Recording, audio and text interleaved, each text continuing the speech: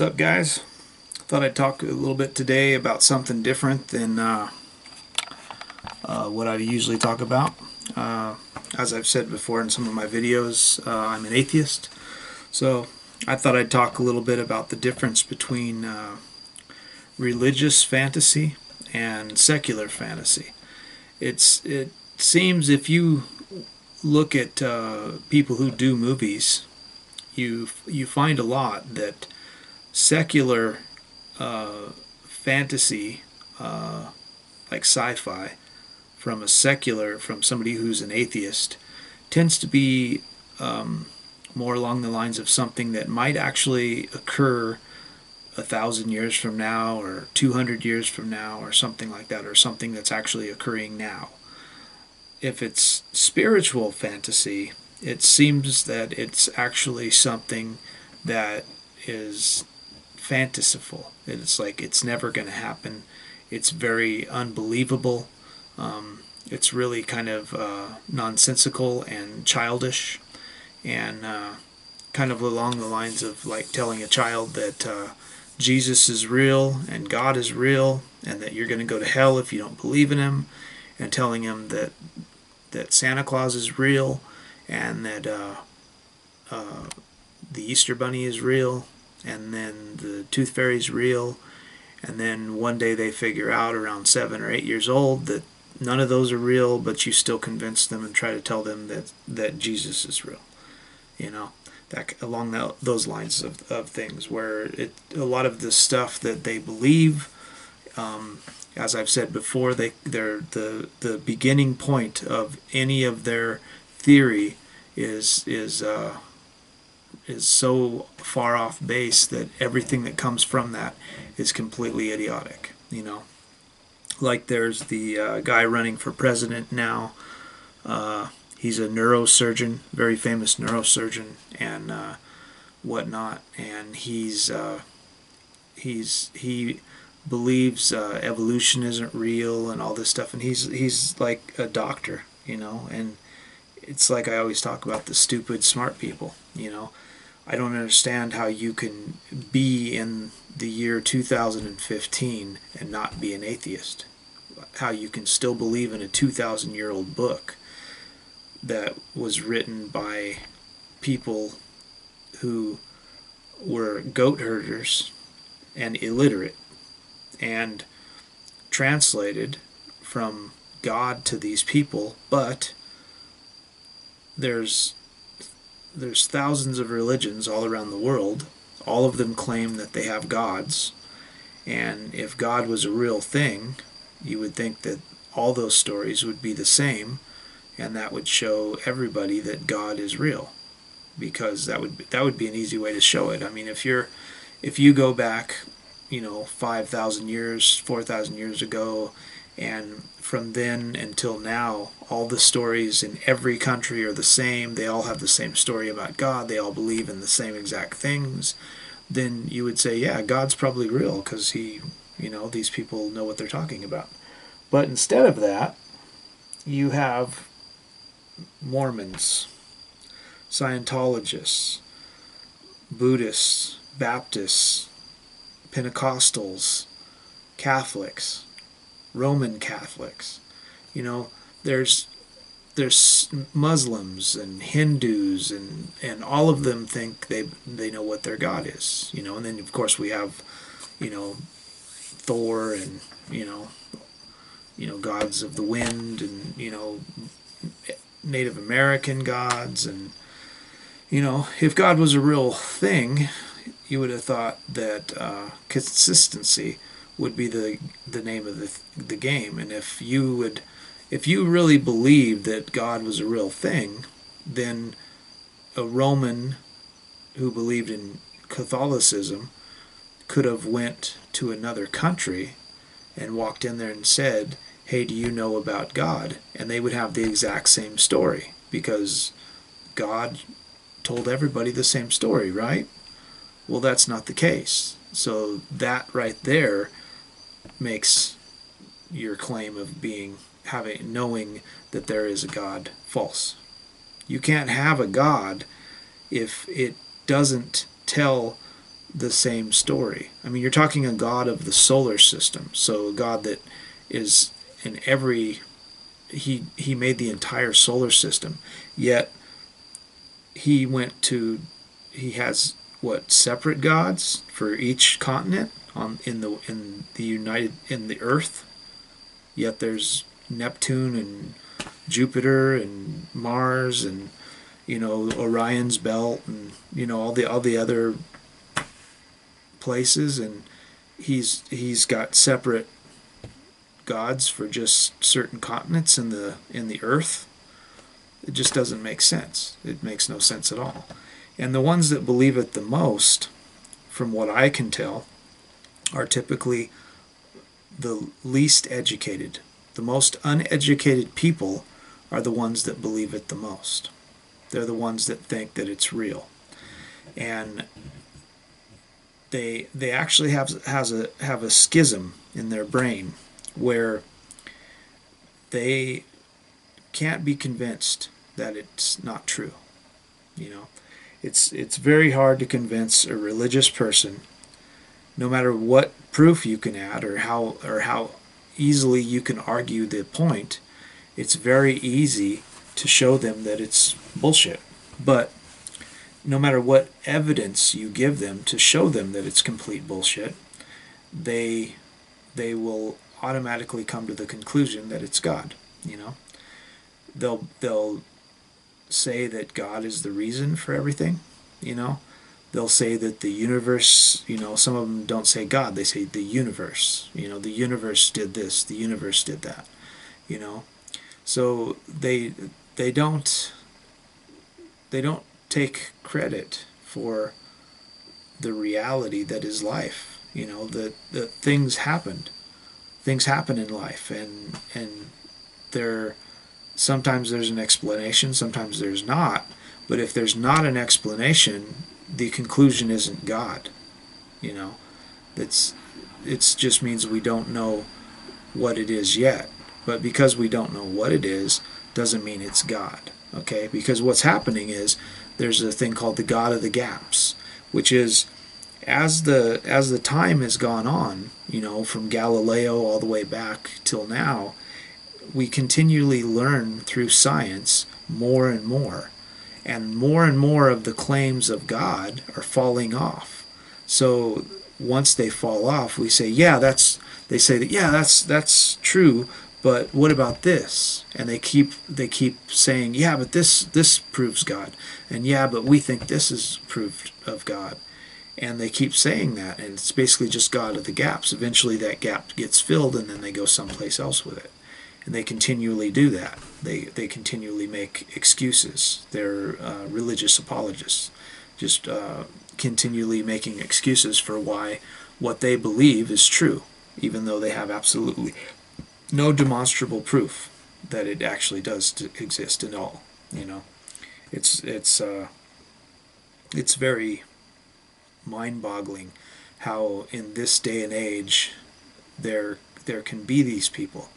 And the only thing that I can say is that it has to be through education, because as an educator myself, I've noticed that as time has gone on from the 80s and 70s and 60s, it's the education system has shifted. They used to teach you how to think about things, and they used to teach you things that you could use and real tools in life. And as it's gone on, they're teaching to tests, and many children are actually coming out of high school, and some are actually illiterate because they focus on other things, and the things that actually have been proven to scientifically proven that make children's minds accept reading and writing and arithmetics and stuff like that is music and the arts. So by taking music and the arts out of schools and filling them with volleyball and soccer and baseball and football and croquet and whatever the fuck you want to do as a sport, by doing that, you're actually doing harm to the child's mental stability and mental capability, and his culpability for learning what needs to be taught is going to be damaged. And it makes it hard for them when they go into a college setting, because the same thing happens in colleges now. They teach to tests, and it's not about actually teaching you anything you can use, because 90% of what you will learn in a college course will be things that aren't actually applicable to your work environment when you get out. So basically, you may have a master's degree, but the things that you learn to get that master's degree are outdated, and the people who were teaching you those things weren't actually in the actual field that they're teaching. You know, like I have a master's in psychology. If I'm teaching psychology, but I'm not actually a psychologist, I don't actually work in the job that I'm teaching. Therefore, I don't have any real world experience to give you. You know, if I'm not a therapist, a licensed therapist, and when I'm not teaching at a college level, I have my own therapy sessions with families and children and stuff like that, and then I can come to the table with real knowledge. You know, if I'm not doing that, then I can't teach you anything, because you're not going to learn anything from me other than some of the very basics, even if you have a master's. And then you're going to get out into the work environment, and you're going to have to learn actual skills that allow you to make money and be good at your craft, which is why it's going to be very hard for you if you have, you know, $200,000 worth of debt because you've got a master's degree and student loans to make your money, because that first 5 or 6 years that you're a psychologist or a doctor or anything like that is going to be $20,000 a year, maybe 30, you know, and the world organizations right now are saying that you're in America, you're living in poverty if you're making less than $50,000 a year. Well, I don't know about you, but I've never made $50,000 a year. You know, I mean, I did when I was exporting cars, but that was here in Japan, not in the U.S. I've never made $50,000 a year in the United States. You know, and my last job was I was the head of an auto body shop, and I was getting $26 an hour to work on customer cars, and $16 an hour to work on my boss's cars, because he had like 17 cars. So I was working at first about 90 hours a week, and even a couple of weeks, even more than a couple of weeks really, I worked over 100 hours in those weeks. And that was when I first started out. For like the first 7 or 8 months, I was doing 120 hours a week, 117 hours a week, because I was trying to get established and show them that I was a good worker and that I was a hard worker, which I am. But even at that, my first year working for them, because I started in March or something like that, by the end of December, I had only made $23,000 on my taxes. And that was before taxes, not after. So I only made $23,000. The next year that I worked, I might have grossed 25, maybe 26,000, and that's with $26 an hour and working. I slowed down because I wasn't making any money, and you don't have any incentive when you're doing that. You know, when you're busting your ass and killing yourself, and you're only making like $25,000 or $30,000 a year, it just doesn't seem worth it, because you're doing so much work for nothing. You know, so it's just not worth it. So, you know, that's getting a little bit off topic, but yeah, you know, I thought I'd come on and talk about that today, about religion and where I think it's just ignorant. You know, I think if you're a MGTOW, I haven't seen it a lot, but if you're a MGTOW, I mean, I think being a MGTOW means you should be somewhat intellectual. And like I say, if your grain of where it's starting from starts from religion, then by definition, you're not intellectual. You have no mental capacity to be intellectual. It's just not possible. If you believe in religion and you believe in God, then you aren't intellectual. You're an anti-intellectual. You're a religious apologist. Because there's no way that you can sit and claim these things and not understand how demonstrably stupid they are. You know, to sit there and do as I've said before in some of my videos, where these people will actually make the claim that God is real and Jesus is real and he's my savior and my faith and all this bullshit, you know, and don't realize the way a argument works. If you have an argument, this is 101, this is like first year college stuff, maybe 11th grade high school. If you have an argument that you're arguing for, and you've made a claim, it is on you to prove that claim.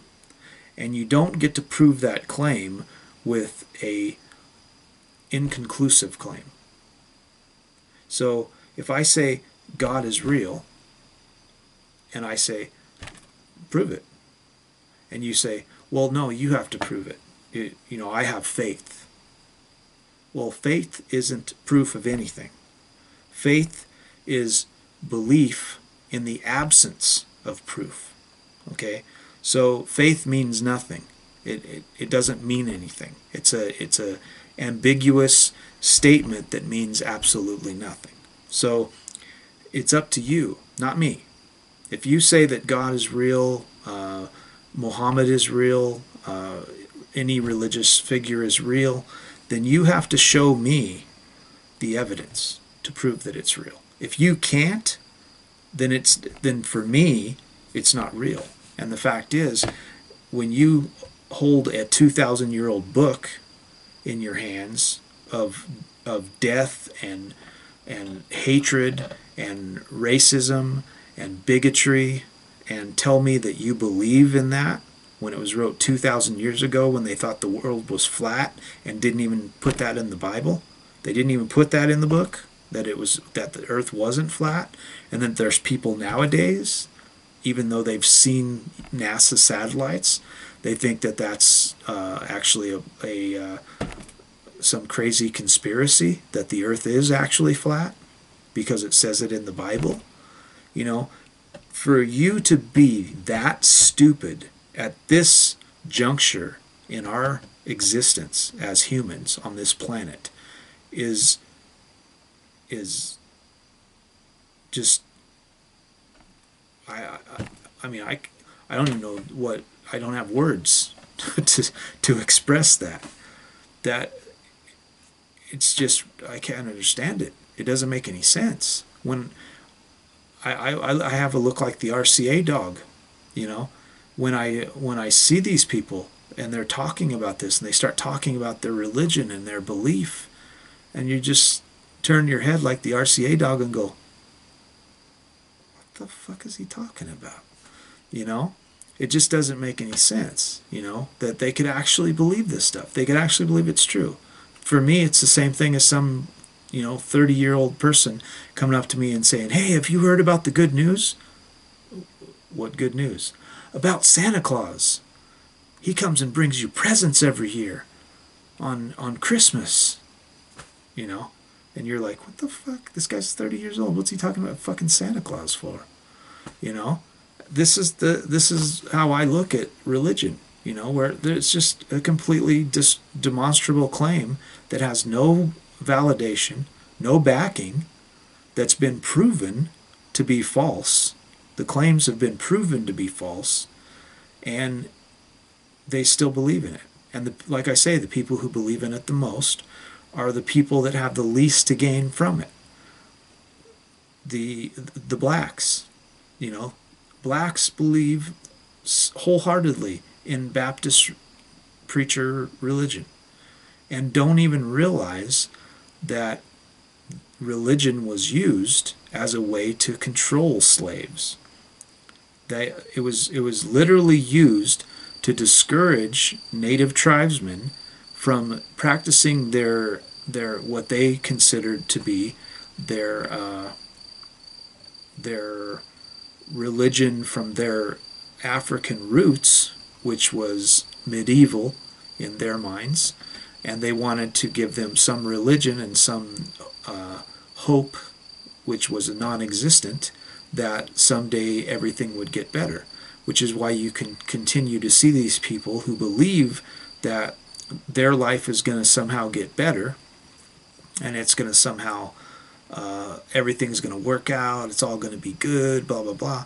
And they have no proof of that, and every time you point out something that's wrong that proves that that statement is bullshit, they go, God works in mysterious ways. There's no, like a comedian said, there's nothing mysterious about being an asshole. If God works in mysterious ways, then I think he's a horrible God. Like I say, if God wanted people to know that he was real, he wouldn't have had to come here, he wouldn't have had to do Jesus, he wouldn't have had to do that. All he would have had to do is to go to every country, talk to some people in every country, and say, look, this is my thing, write it down in a book, and this is blah, blah, blah, and just have everybody write the same exact story. And then if you would have went to Egypt, and you would have went to Rome, and you would have went to Greece, and you would have went to England, and you would have went to the Native Americans, and you would have went to the Vikings, you would have went to every place, everybody would have had the same story. And that would have proved that it was true, because God told everybody the same exact story. That would be proof, wouldn't it? But why is there all these other religions then? And why have 99% of the religions that have existed in human history from millions of years ago up until now been proven and shown to be lies and false? We don't believe in Thor. We don't believe in any of these things. We've shown that all the Roman gods are bullshit. There is no such thing as these things. So the last ones on the chopping block are Muslims and Christianity and Roman Catholics and all these ancient beliefs that don't have any. In the year 2015, they have no reason to exist. They've shown with their claims on religion and the way they talk about gay marriage and all the rights that they want to take from citizens, even though it says in the United States that you're not supposed to be able to do that, and it says that in the first sentence of the Constitution. Yet that's what they want. They don't want Sharia law. They always talk about Sharia law now. They're starting to do that. They don't want Sharia law, but the way they elect congressmen and senators and public officials and the way they set laws in the United States and the way that the old, decrepit courts work in the United States, it's all on a principle of religion. So you don't want Sharia law, but you want Christian law, and you want everybody, even if you're an atheist, to have to live by Christian laws that you've made, and that's freedom, you seem to think. That you have to abide by what I say because of my religion, though I can't prove it's true, but I believe it, and you don't, but that doesn't matter to me. You have to do what my religion says. That's Sharia law. Look at Kim Davis. There's so many people that have said this, and it's really funny about it. Kim Davis thinks she's the woman who sat down, the black woman who sat down in the front of the bus. But she's actually the old woman who was telling her to move to the back, and her saying that she's persecuted. They can't, the schism that I was talking about, they can't see how them imposing their religious beliefs on other people is wrong. They just don't see it, you know. And it's, I talked about it in another video. It's because like the religious people who say gays are bad and then actually you find out they're fucking guys in the butt. They think, you know, like the people that say like atheists have no morals. If there was no God and there was no morals, then we would all just be killing everybody, and we would all just be going around killing everybody because nobody would have any morals because God. Well, if what they're saying is, if I didn't believe there was a God, then that's what I would do. I would go out and start killing everybody because there's no reason for me not to, because there's no God. So they're the fucking crazy motherfuckers, okay? Atheists wouldn't go out and kill anybody because it's not about morality. It's just about common sense. It's about humanity.